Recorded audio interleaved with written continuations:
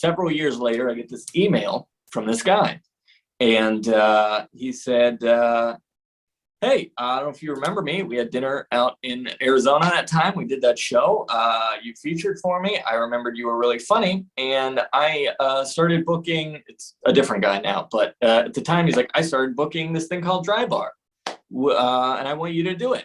Wow. And so he, submitted me to that. And I got in and I did it all because of that stupid festival that I did, where everyone told me not to do it, and everyone sort of phoned it in, and I was the only one who took it seriously and got a lot out of it. Now, broadcasting live from the Podcast Palace on Park Street in beautiful and dangerous Clearwater, Florida, it's the Comedians Uncorked podcast. And now, here are your hosts, Tony God and Pat Largo. And welcome to Season 3 of Comedians Uncorked podcast. My name is Pat Largo. My co-host, Tony God, is not with us today. He's busy editing stuff. He's a very talented gentleman. He'll be back next time. Of course, thank you guys for checking us out on Spotify, YouTube, and comediansuncorked.com. And thanks to our in-studio sponsor, as always, she's been with us since day one, Julie Drolshagen of Century 21 in Clearwater, Florida. How you get to with her? I'm glad you asked. 727-902-9233. FloridaBeachBusiness.com is her address. And even though things are slowing down around the country, real estate is still hot, especially in the Tampa Bay area. This gentleman right here, I had the pleasure of working with briefly, and it's really cool. He's a very busy man, so I'm very happy that he got a chance to take a few minutes to spend some time with us. He's from California, originally from Fresno. I believe he's the youngest finalist ever in the funniest comic in Los Angeles. It's Mr. Daniel Eachus. How are you, man? What's up? Thanks for having me. Yeah. This is great. I know you're busy. You got shows going on tonight and just every day of your life, and you got a lot going on. First off, I know it's the first time I met you because I almost walked by you at the club we were at because you look like you're 17 years old. Can I just ask how old you are? Yeah, are you a cop? No, not anymore. Okay. No. I am actually 30. God, I had to think about this. 31. 31. Wow. Yeah. Let me talk to the audience for a second. Folks, do you remember when you were 31? I know, neither do I. That was for me. Wow, I just had a moment. God dang, man. Well, no, 31, and you're doing so much, man. We talked briefly when we were working together here in Florida a few weeks ago, and it was a pleasure opening for you at Porky's Comedy Club in St. Cloud. But we were having, talking about the audience and different stuff like that, and it was fun working with you that Friday and Saturday. But then I went on and got some more information from you on your website, and I know about your comedy. I know about your DryBar special. We'll talk about that later. But author, you got so much going on. But let's back up to a second. You were born in Fresno, right? And then are you in Long Beach now? Yeah. It's Long Beach. Just it's all a part of LA or whatever. Sure. But yeah, I'm in Long Beach. And how are things right now going on? Like, dare I say, post-pandemic? I mean, how is the scene out there compared to what it was before we had COVID going on? I mean, honestly, out of all the places I've been to, I feel like LA took the longest to get back to normal. And I don't even know. Yeah. I mean, who knows what normal is anymore? But I still feel like it's not there 100%. It's at 92% right now. A lot of shows disappeared. Slowly, new ones came in to replace it, and so that's why it's almost back to normal. But yeah. It was weird. It was weird for a long. It's still weird, but it was really weird for a long time. So now, at 31, how long have you actually been professionally in the comedy game? Mentally, 47 years. Physically, I started. So let's see. It was 2009. So it's been 13 years. 13 years. So you're in this thing now. What I know, I read you were around farm. Did you grow up on a farm in Fresno? No, just kind of. I know a lot of people who did, and kind of my high school was sort of like a lot of those farm kids or whatever. But I was surrounded by it. Never in one though. Okay. Now, were you like a theater guy in school? Like what made you go, man, I want to be on a stage. I don't know if it's going to be acting or telling jokes, but I got to be doing something different. Yeah, I mean, I wasn't a theater guy. It's funny with theater, I did a play my senior year, but there was a structure to how things ran in high school. Uh-huh. You know, you take all the theater classes, and then when you're a junior, you have a shot at getting like a bigger part in a play. When you're a senior, you have a shot at like the lead or whatever. I never took a theater class, but I had a good friend who did and really liked the theater, and he moved away his junior year, and we were all kind of bummed that like, oh, I guess we're not going to go get to see our friend in the play anymore. And I had another friend who was like, you should audition. And I was like, I've never taken a theater class. She's like, you should still try it. And like an idiot, I auditioned for the lead of the play my senior year, and I ended up getting it. So all the theater kids hated me. Like they really hated me because they're like, I've been studying my whole career for this. You see? That doesn't mean anything, does it? Right, exactly. See that? I don't blame them for being mad at me, but Sure. yeah. But in terms of comedy, there's a long story and a short story, a really long story and a short story. The short story is essentially that somebody basically just, one day I was like driving home with a friend from school in high school, and I was like ranting about traffic signs or something, and she was laughing, and she was like, who says that? What comedian says that? Right. And I was like, what are you talking about? I'm just making that up right now. And she's like, you didn't steal that from a comedian? I was like, no, I just made it up. And she's like, oh my God, you should do stand-up comedy. And then I basically just tried. I was like, oh, okay. And then just tried it. I went to into my friend's backyard because at the time in Fresno, there were no shows, nothing at all. I didn't know, I'd never been to a live comedy show. I only knew Comedy Central and like these big, HBO specials and stuff like that. So in my head, this idea of a 5-minute spot, it just didn't even make sense to me. So in my head, every comedian does an hour, right? Or about 45 with commercials. So my first time doing stand-up, I did 45 minutes because I thought that's just what you do. That's just, you know what I mean? So I wrote 45, and honestly, like, it made it a lot easier for when I moved to LA and I started doing comedy regular, because they were like, hey, it's a 5-minute spot or a 3-minute spot. And right. Like, well, out of 45 minutes, which, granted wasn't amazing material by any means, I had a decent 3 once I took away all the stuff, once I picked my best jokes from that 45. So it made it easier to kind of start out at that point, because I had a lot to mine from. But dude, just to be 18 or so and write 45 minutes.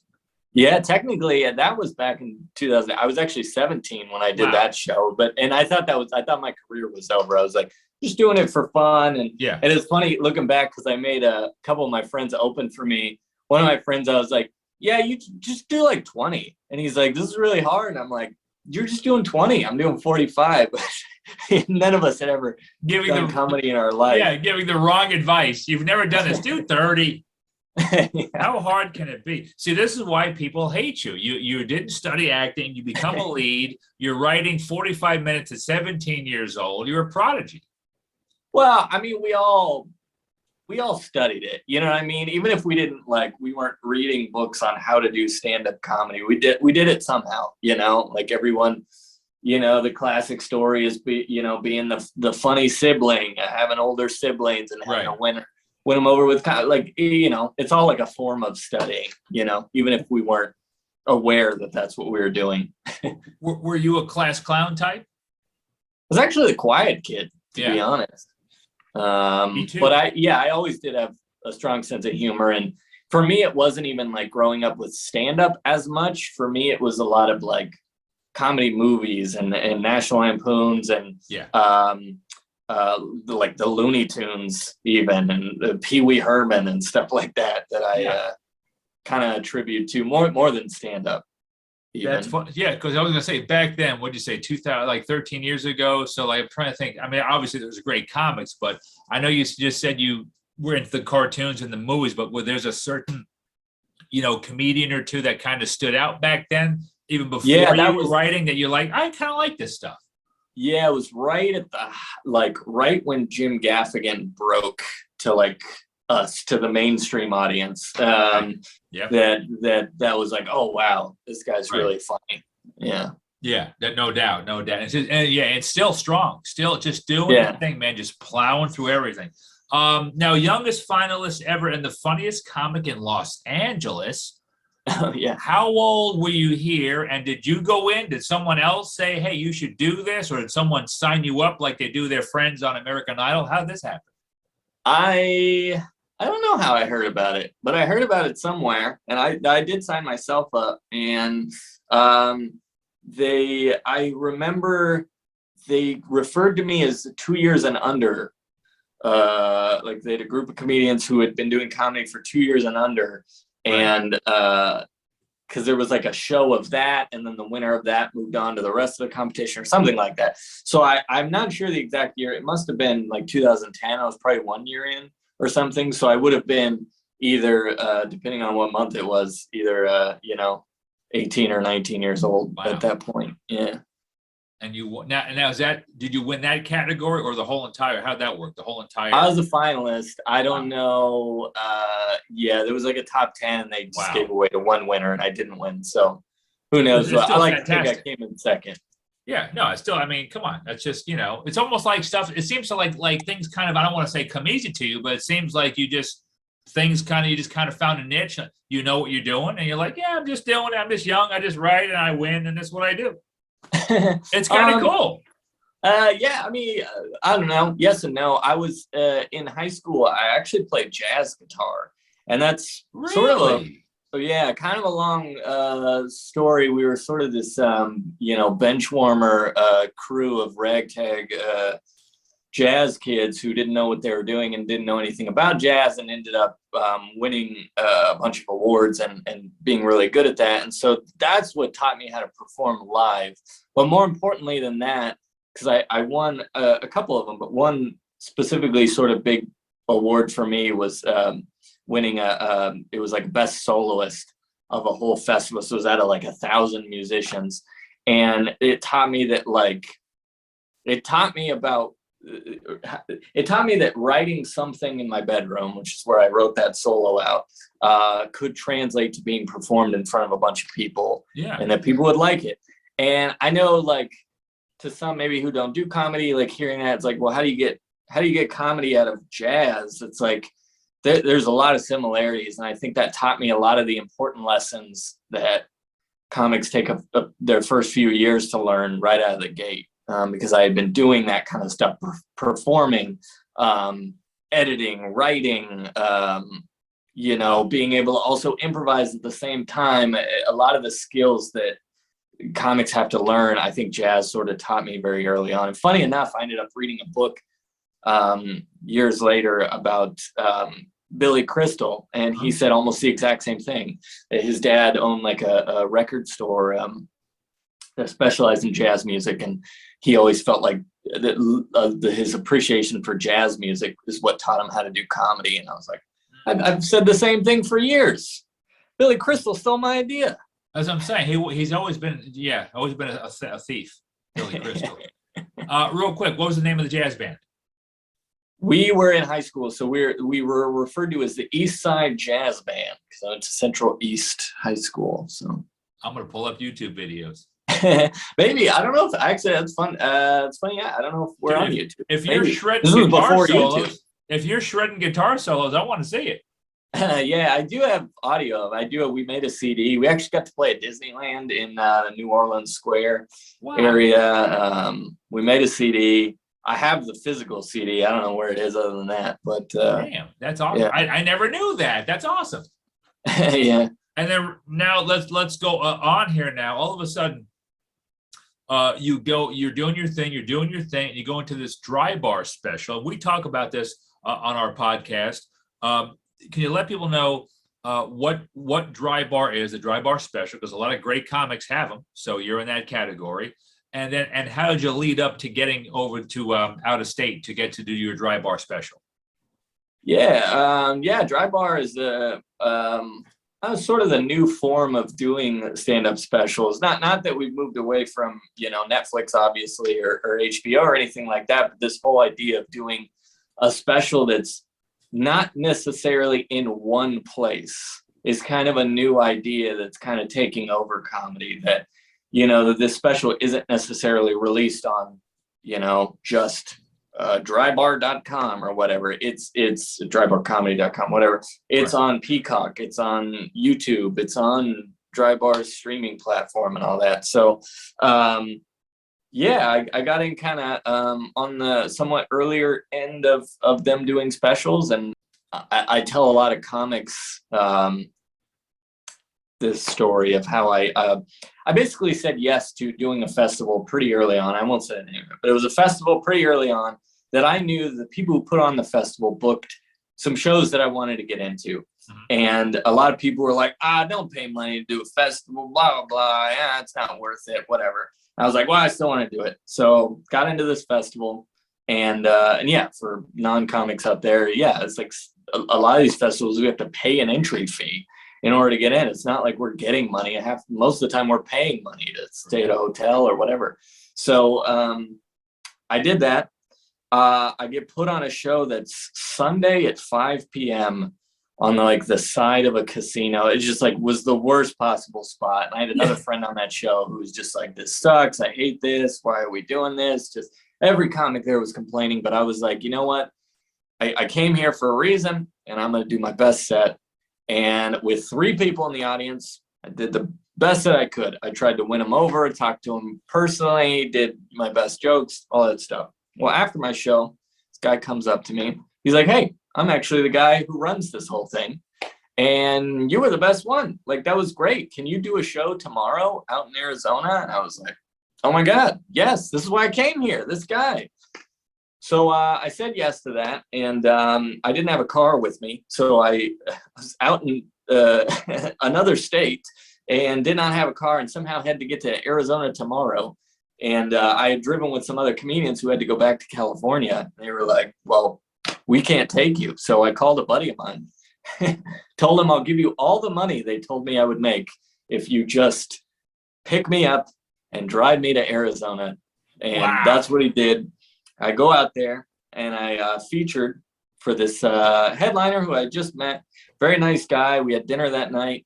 After the show, we talked a lot. He was telling me I did really well, and he thought I was really funny, and that I was super young, and giving me a bunch of advice and all that. Anyways, long story short, several years later, I get this email from this guy, and he said, hey, I don't know if you remember me. We had dinner out in Arizona that time. We did that show.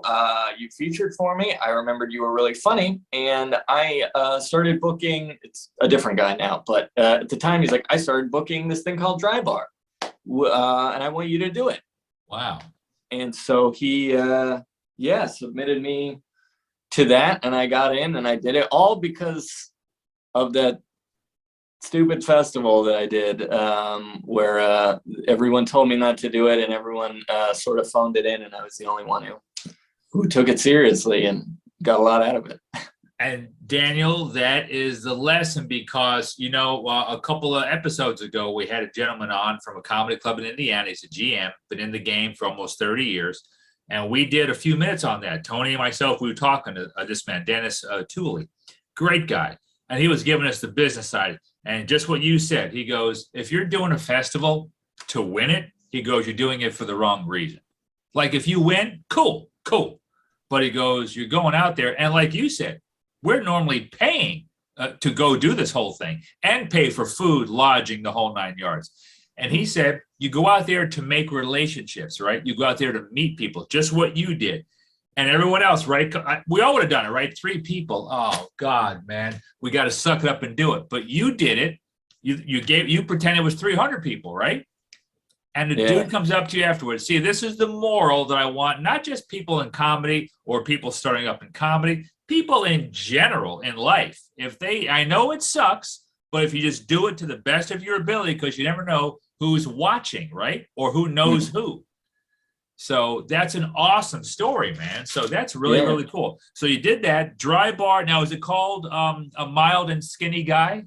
Yeah. I Which like was I had just recorded my first album before that, and I thought about naming the album that, and I changed the album name at the last second and ended up naming a track on the album A Mild and Skinny Guy. But I really like that name a lot because I was a big Steve Martin fan, and it was sort of an homage to that. And when I got asked to do the DryBar, I was like, I know exactly what I'm naming it. The thing I didn't name the album. That's awesome. And if people don't know, DryBar really is it's clean comedy, correct? Yeah. So Very, very clean. yeah. Yeah. There's some. I know at one point even they made a big deal to all of us that we couldn't even say "Oh my God," which was sort of like very specific, but okay. And then I think I probably had the same reaction as a lot of comics who are like, okay, weird, but that should be very easy. Okay, I won't say "Oh my God" during my set, and then you do a set to rehearse for it, and you're like, oh wow, I say "Oh my God" way more than I thought I did. I was just going to say, it sounds easy, right? Like if they come to you and say, obviously, you're not going to say any curse words. We don't want you to say hell. We don't want you to say damn. All right. That would take me a lot of like thinking to not just say hell or damn. Okay. But think about that. Oh my God. It sounds easy, but like in everyday life, every day, how many times do we say, oh my God, in an hour? Yeah. Like that's like asking someone to stop cigarettes right now for an hour and do a show and we'll pay you. You can't do it. Yeah, and I didn't realize until they told me not to that "Oh my God" is usually what a lot of us say instead of cursing, right? Yeah. Instead of what the hell or whatever, we'll say "Oh my God," Right. and then they're like, well, you can't curse, but you also can't do that replacement term either. Then you're like, well, now what do I say? I would have looked at him and said, oh my God. I noticed that you're an author. You have a book out. Can you expand on that a little bit? Yeah, in the beginning of that sort of quarantine period of like March, April 2020, I kind of used the time to I was at home and I was like, I'm gonna go through my room. I'm gonna start cleaning stuff out, reorganize some stuff, and so I started going through my room, and I found two notebooks that of a bunch of short stories that I had written. I had it dated. It was 2010, so it was exactly 10 years old. Wow. And I had forgotten about this notebook. I had done back in college, back in 2010. I had done these like series of 30-day challenges with a buddy of mine, and one of them I challenged myself for 30 days to write a new short story every day. Well, I liked doing it so much. I'd never done something like that before that I ended up filling up I ended up extending past the 30 days and filling up 2 notebooks full of these like really short comedic stories. So anyway, 2020, I ended up finding these notebooks and I started reading them. I mean, it'd been 10 years, so I totally forgot about just about every story. And I found myself laughing at a lot of them. And other ones I was like, oh man, I could change this, I could make this a better punchline at the end, and I can rewrite this one. And then I started getting ideas for new ones. And so next thing I know, I started typing them out and, fixing them and writing new ones and stuff like that. And yeah, next thing I know, I have close to 50. And I'm like, I don't know what to do with these. It's fun. I'm just kind of bored because we're all at home right now, because of this COVID thing and no one knows what's going on, but I don't know what to do with these 50 short stories. Well, the exact same time, one of my best friends, he showed me this new equipment that he got. He's like a great illustrator, and he showed me that he's like, oh, I got this new thing where I can transfer it all digitally, basically like hand draw stuff and then, put it on Instagram or just put it anywhere digitally. And I got to thinking, I was like, you think maybe you could draw something for every one of these short stories and let's write a book? Wow. And he's like, well, that sounds cool, but do you know how to write a book? And I was like, no, but it sounds like we got nothing but time right now. Yeah. So I kind of made it my 2020 goal. And it was surprisingly easy. Just a lot of steps. It took a long time. There was a lot of steps to the process, but they weren't, you don't have to be a genius to figure it all out. You just have to be patient, I guess. Okay. And And that's what I did. And so my buddy and I ended up writing this book, and I was so determined to have it done in 2020 that it was literally like 10 minutes before midnight on December 31st, 2020, that I clicked the button to sent the email saying, yes, let's order, to have these books ordered and printed or whatever. Wow. Very dramatic. Yeah. I like it. So it came out in like February, March of 2021, which was it was right about the perfect time where I started, things in California started opening back up. And then by May, I was actually out in Florida and back in full swing in 2021, and got to sort of sell these books at shows and stuff like that. And was surprised at how well it was doing and how much people seem to like it. So of course. And what's the hardest part of that? Like you said, you already had these things kind of written, you're doing more writing, which almost also seems to be a comedy exercise just for writing, right? When you're doing a 30-day challenge about comedic short stories, that sounds good to keep the brain going and stuff like that, even though, you know, you're very young at the time, but just to express yourself creatively. But when you see this stuff 10 years later and go, we got downtime, let's do a book. What's the hardest part? Because it's easy to say, hey, let's make a book. What's like the hardest part of the whole situation though? Well, funny enough, it turned out to be a lot like stand-up. And I think one of the more challenging parts, because I already had a lot of it written, was the editing part and the putting it together. So like a stand-up set where you're just like, okay, that's great, that's a funny joke, or that's a funny short story, but where's it gonna go, and how do I order? And then you start, there's this giant puzzle of like, okay, well, this has to go first, but then this is too similar to that, and oh man, I got to cut this thing that I really like, but it just doesn't fit anywhere. And sort of that part of it, the part that I think most non-comics don't realize is such a big part of comedy, is the puzzle of everything, and making it a complete piece as opposed to just a series of jokes, or a series in this case of short stories. Yeah, it's like a little surgery. You got to put things here, take things out, put that here. Exactly. What is the name of the book? I don't know if you already mentioned that. Yeah, it's called A Day at the Zoo in 2062, which is a reference to it's a reference to one of the short stories that's in it that it just seemed fitting. I don't even think we went through very many titles. It was just like, I know this is the name of one of the stories, but this just seems like this has to be the title for this. Yeah.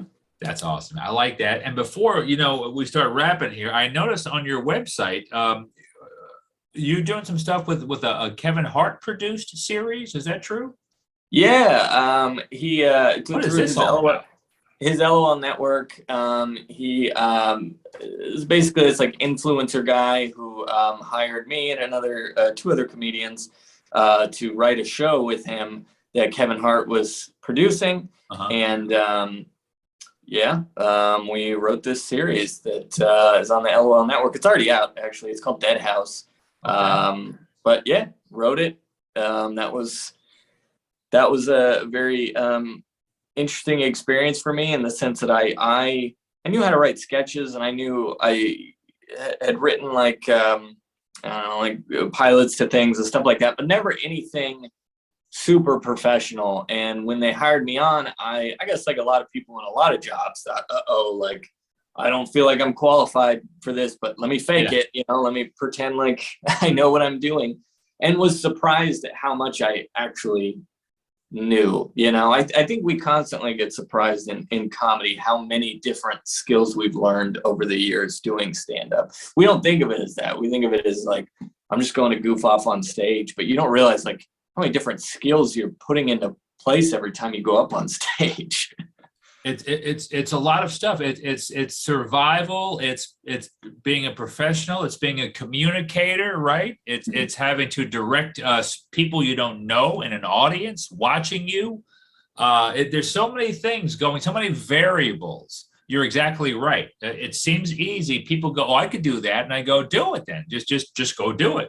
But and dude, this is all from just your writing and just your career, but now you're just blossoming. So have you thought about this yet? Now, oh, by the way, did you get to meet Kevin? Via FaceTime. Okay. Never in real life. That's okay. I mean, he probably exists. It's okay. Yeah. And that's a great resume builder right there, boy. It's amazing. Have you thought who you might want to work with next? And maybe in what capacity? Would it be comedy? Would acting and maybe movies be up next for you? Have you thought about this? Yeah, I don't know about who specifically, but I mean, there's tons of people out there I would love to work with, but I definitely want to take, I mean, obviously stand-up's my passion. I'm definitely going to keep just trying to get better and better at that as much as I can, but I would love to, get further in acting. I do a lot of like commercial stuff right now. Right. Been trying to break into like TV. I would love to do movies. But yeah, trying to push forward more with acting is next on the plate. Yeah, and especially being in California, I know so much competition, but I mean, you grew up there. That's your area, and just but I know have you done national stuff, national commercials? Yeah, they've all been. I've actually had a lot of success with commercials randomly. I don't know how. Honestly, I've done a lot. I've done 16 nationals, and they've which is a lot. But wow. I still have no idea why they keep picking me. I just go out there and do it. So it's a very specific art form, if you want to call it that. But yeah, I've had a lot of success with commercials. You are so into SAG. It's beautiful right there.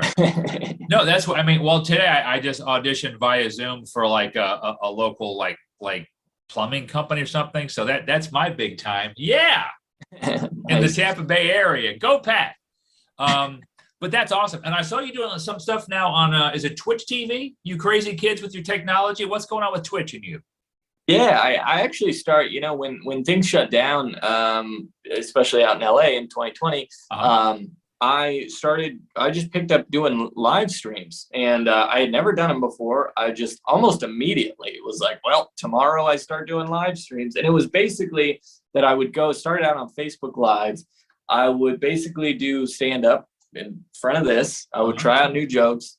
And just let people tell me in the chat, hit the like button, tell me what they like. Yeah. And I would try out a bunch of new stuff. And then I would do however long of a set I want to do, 5 minutes, 3 minutes, 10 minutes. I did up to 30 and 45 at some points. Whatever it was for the rest of the show, I would then play games, take a BuzzFeed quiz or do like truth or dare type questions on air, just that kind of stuff. And I switched it over to Twitch eventually. I still do that on my off nights, but it became really important for me. And I know a lot of comics kind of gave me a lot of crap for it, of just like, man, what are you doing, like a virtual thing with no audience? And I'm like, yeah, I still have the chat there. And they're like, yeah, but that's not the same. And it's not the same, but it was so helpful for me in building jokes that I recorded an album earlier this year that comes out August 2nd. That was my second album, and I did it in 3 years, 2.5 years, something like that, between albums. And I was able to do it almost completely through COVID, completely through live stream shows. So a lot of people were just like, I'm not going to do comedy at all. I don't need those virtual shows. I did them. They weren't ideal, but I figured out a way and ended up writing a whole new 45 because of it. So you see, you know how to do it. When everyone else is like poo-pooing it, you jump on it and you grow flowers, you grow roses out of it. It's beautiful. Yeah, and I know we don't have much time, but I just want to say on that point that a lot of comics. It's funny, we brought up jazz earlier, and I also use jazz in another comparison with comedy, and that is in a sense of what not to do, because hey, I love, I still like listening to jazz. I still play jazz as like a hobby and all that. So I love jazz, but jazz was mainstream music for a long time, and then it died off. Now it's this like niche thing, and stand-up, there's always that fear that stand-up could end up the same way, that here it's this mainstream art form and it could die off. I know a lot of comics talk about that all the time, like, oh, is stand-up dying? Is it a dying art form? It's up to us, and we don't want it to become jazz. We don't want it to die off and become this very specific thing. And I think the reason that jazz did is because it got kind of elitist, and it was an everyman music thing. And then it got kind of, all the musicians were very like, oh, that's not jazz. Don't mess with this very pure music and pure art form. And Right. I think theater did the same thing, where everyone's just trying to emulate Shakespeare still. That it's, theater is a very specific way. And comics sometimes treat stand-up like that, and that stand-up has to be done a certain way, and we can't adapt in any way. But that failure to adapt is what would kill stand-up if it's going to die off. So you have to adapt. You have to be able to change it up and stop taking things so seriously with stand-up. We're just trying to make a crowd laugh, and try to say what we want to say, and sometimes that might mean doing it in a new way, or just figuring out how to do that. Different stuff. Yeah. I'm with you. I want a live crowd as well. If we have to do it sometimes virtually, that's what we got to do, right? I mean, so Daniel, I love it. It was a pleasure working with you here in Florida a few weeks ago. I hope I get to work with you again sometime in the near future and just see you around. And tell people how they can get a hold of and follow Daniel Eachus. Yeah, so my website is danieleachus.com. That's EACHUS, like the word each, the word us. DanielEachus.com. I post tour days and all that kind of stuff. You can also follow me on all social media at Dan Eachus. I never go by Dan, but I, like an idiot, I was like, Dan's shorter, so that's what I should do on social media. I don't know. Anyways, Dan Eachus on all social media. I probably use Instagram the most, on Twitch, on Facebook, Twitter, all that stuff. So follow me on all of it. All of that. And of course, the book again is called A Day in the Zoo in 2062. Yep. So very good. Daniel Eachus, again, I could talk to you all day long about comedy, man. Travel safe, enjoy your gigs, kick butt. See, I would normally say kick ass, but you're a clean comedian, so I say kick butt. And also, guys, thank you for, again, checking out Comedians Uncorked. Don't forget the website, comediansuncorked.com. Laugh, you deserve it. Thank you for enjoying free speech. And thanks again for checking out the Comedians Uncorked podcast. You're putting up with the Comedians Uncorked podcast, live from the Sunshine State, Florida. Don't forget to check out our Comedians Uncorked YouTube channel and just click on that subscribe button. Thanks.